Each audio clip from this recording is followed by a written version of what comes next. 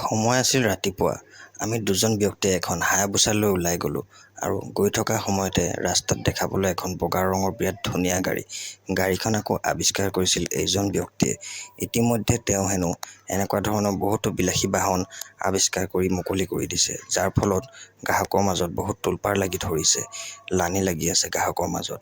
আৰু আনফালে আকৌ বেলেগ এজন বৈজ্ঞানিকে তেনেকুৱা ধৰণৰ গাড়ী আৱিষ্কাৰ কৰিবলৈ বহুত চেষ্টা কৰি আছে। তেওঁলোকৰ সেই কথা বিদেশী পৰ্যটকসকলে গম পাই ইতিমধ্যে আহি এয়াৰপৰ্টত নামিছেহি আৰু তেওঁলোকৰ সেই কথা মোৰ কাণত পৰিলে। মই ভাবিলোঁ গাড়ীখন বেলেগে কিনাতকৈ মই যদি কিনিব পাৰোঁ বেছি ভাল আছিলে, কিন্তু মই গাড়ী চলাব নাজানো আৰু সেই কথা ভাবি মই দুজন চালকক বিচাৰি গ'লোঁ, কিন্তু তেওঁলোকে হেনো পাবজি খেলি আছে। তেওঁলোকৰ লগত কথা পাতি থকা অৱস্থাতে লগৰজনে হায়াবুছা লৈ আহিলে আৰু ক'লে যে তেওঁৰ লগত তেনেকুৱা বহুত মানুহ আছে যিসকলে গাড়ী চলাব জানে। তো তেওঁলোকক বিচাৰি মই আৰু মোৰ লগৰজনে হায়াবুছা লৈ বেলেগ এফালে বুলি ওলাই গ'লোঁ।